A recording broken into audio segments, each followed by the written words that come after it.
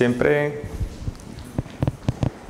los días sábados me levanto y abro la palabra de Dios porque lo primero que tenemos que nosotros ver en el día a día es siempre cuando abrimos nuestros ojos, primeramente darle gracias a Dios por un nuevo día, ¿no? Por bendecirnos tanto en nuestros días, a pesar de lo que somos, a pesar de que no somos dignos. Pero siempre está el Señor Jesucristo mostrándonos su misericordia día a día, día a día. Sus misericordias nunca van a decaer. Sus misericordias siempre están para sus hijos. Siempre es una gran bendición, es un gran privilegio el que nosotros tengamos la palabra de Dios en nuestra boca, que el Señor hable a nuestro corazón. Es una gran bendición para nosotros. A veces nosotros no le damos el valor suficiente a lo que representa eso, ¿verdad? Porque nosotros, en cierta manera, cuando leemos la palabra de Dios y le decimos algo a alguien de lo que está escrito acá, a veces pensamos que como que no le damos el suficiente valor que realmente es eso y no lo apreciamos de la manera como debería de ser. Porque a veces pensamos que simplemente le estoy leyendo un pasaje de la Escritura a un hermano, a veces pensamos que como que estoy simplemente leyendo algo de la Escritura, pero no caemos en cuenta que es Dios hablando aquí, que es el Señor Jesucristo usándote para llevar una palabra a otra persona, que es el Señor Jesucristo hablándote a ti para que redarguyas tu vida, para que tu vida sea instruida, para que tu vida mejore, para que cada día seamos mejores personas, para que cada día nosotros hallemos la bendición de Dios en nuestra vida, ¿cierto? Como decía, y lo hemos nombrado ya en varias ocasiones, dice la palabra de Dios en Eclesiastés que el discurso, ¿no? el todo del discurso es temer a Dios, ¿verdad? Y guardar sus mandamientos. Yo quiero que vayamos a la palabra que el Señor me habló hoy y siento un gran privilegio por eso de poder transmitir también ese mensaje y esa palabra que el Señor me ha dado el día de hoy.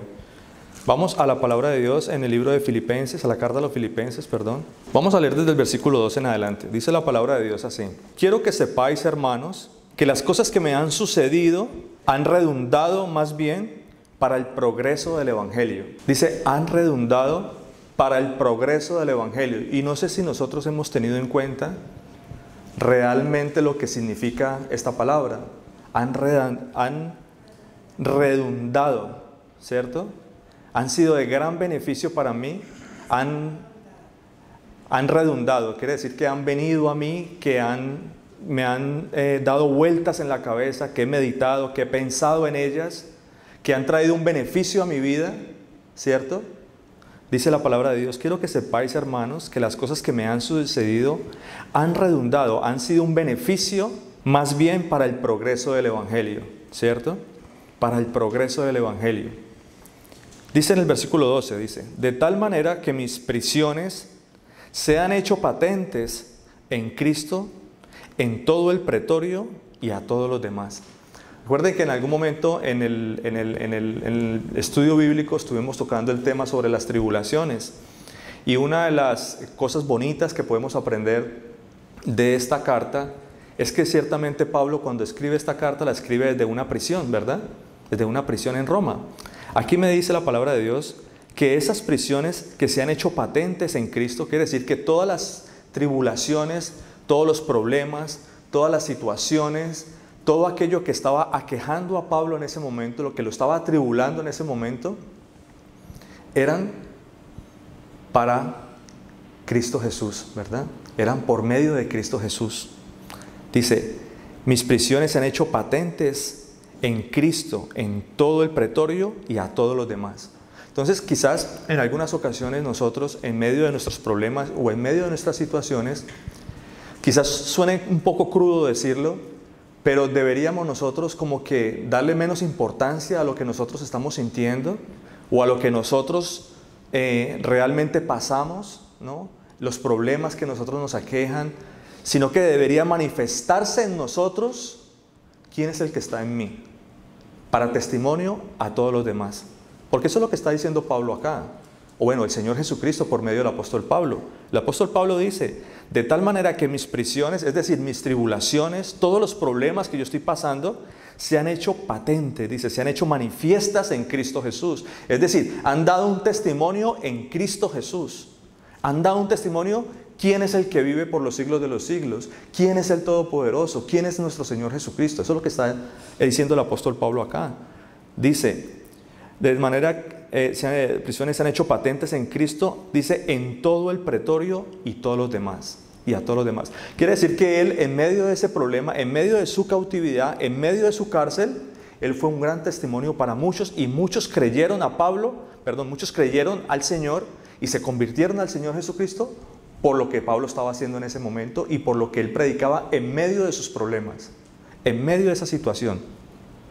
Entonces a veces nosotros nos aquejamos mucho de que, como les digo, resulta un poco crudo decirlo, pero a veces yo estoy pasando por un problema, estoy pasando por una dificultad, y entonces yo como que me achicopalo, como que me hago la víctima, como que yo necesito la atención de todo el mundo, necesito que todo el mundo me preste atención porque pues yo soy el que estoy pasando por el problema, ¿cierto?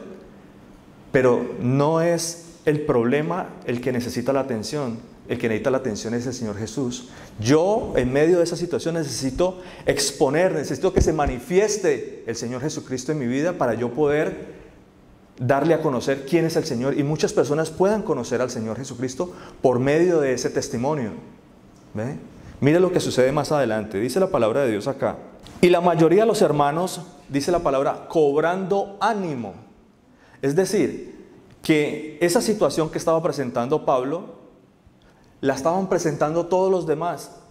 Por eso nosotros a veces pensamos que somos el centro de atención de todo, ¿cierto? Porque tengo un problema, porque se me levantó la uña del pie, pero no vemos que los demás tienen un problema mayor. Hay un problema mayor en los demás.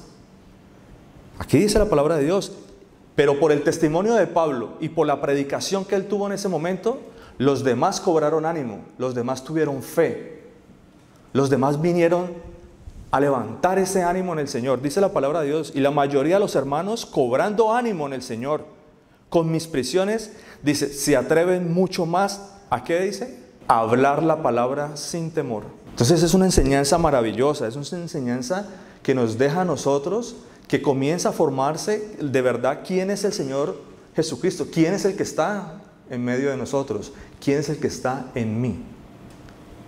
¿Qué estoy manifestando yo? ¿Qué estoy manifestando? ¿Estoy manifestando la carne? ¿Estoy manifestando mis angustias? ¿Quiero ser el centro de atención? ¿O quiero ser, o quiero que el centro de atención sea el Señor Jesús? Eso dice la palabra de Dios. Cobrando ánimo, dice la mayoría de los hermanos cobrando ánimo en el Señor. Se atreven mucho más a hablar la palabra sin temor, dice. Versículo 15 dice, algunos a la verdad predican a Cristo por envidia y contienda, pero otros de buena voluntad. Porque siempre se van a levantar, ¿no?, en medio de todo, personas que van a predicar el evangelio por contienda, ¿no?, porque siempre van a querer, quizás en algunas ocasiones presentemos incluso en las iglesias, que mandamos una palabra pensando que la otra persona la va a recibir y le estamos como queriendo restregar a la persona la palabra de Dios. Con eso no se juega. ¿Ve? Con eso no se juega. La palabra de Dios es la palabra de Dios y debemos tener respeto por ella. ¿Vale? Eso debemos tenerlo en nuestro corazón. Amén a la palabra de Dios. Amén. Porque no es la palabra de Germán, no es la palabra de Luis Alberto, no es la palabra de Mauricio o de Raúl o de Alex o cualquiera de los hermanos que ponen palabra, pero esa palabra no es para contender, es para que edifique mi vida, es para edificar mi vida y la vida de los hermanos. Luego dice la palabra de Dios acá, los unos anuncian a Cristo por contención, no sinceramente, dice la palabra de Dios, no sinceramente, no sinceramente, dice. Entonces, cuando hablemos palabra de Dios, que haya integridad en nuestra vida, que haya integridad en nuestro espíritu, que haya sinceridad de parte de nosotros cuando de nuestra boca sale palabra de Dios, que haya sinceridad en nuestro corazón cuando predicamos la palabra de Dios. ¿Ve? Aquí lo dice claramente. Los unos anuncian a Cristo por contención, no sinceramente. Dice, pensando incluso añadir aflicción a mis prisiones. Entonces, muchos predican la palabra de Dios pensando que puede acusar a una persona o pueden acusar a otra, cuando la misma palabra de Dios lo está diciendo. Algunos predican la palabra por contención, pensando poner aflicción a otras personas, pero no es así. No debería de ser así. Así dice la palabra de Dios, sinceramente. Debe haber una integridad, debe haber una sinceridad en mi corazón, ¿verdad? Por eso la palabra de Dios decía que lo que se manifiesta en mí debe ser Cristo Jesús, debe ser el Espíritu de Dios el que vive en mí, ¿no? Dice la palabra de Dios acá, en el versículo 17 dice, pero los otros por amor, porque sí hay sinceridad de parte de algunos de predicar la palabra con amor, ¿no?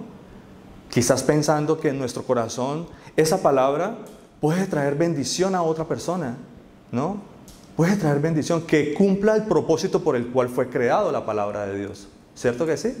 Eso dice la Escritura. Luego dice la palabra de Dios acá en el versículo 17, ¿no? Pero los otros por amor, sabiendo que estoy puesto para la defensa del Evangelio. ¿Qué pues? Hay una pregunta, ¿no? El apóstol Pablo acá dice, que no obstante, de todas maneras, o por pretexto o por verdad, Cristo es anunciado, y en esto me gozo y me gozaré aún. Porque sé que por vuestra oración y la suministración del Espíritu Santo de Jesucristo, esto resultará en mi liberación. O sea, el apóstol Pablo estaba diciendo que había un gozo en él en que se predicara la palabra de Dios, digámoslo en el caso específico de que estaban ellos en la cárcel, y que se predicaba la palabra de Dios, porque eso era la libertad para él.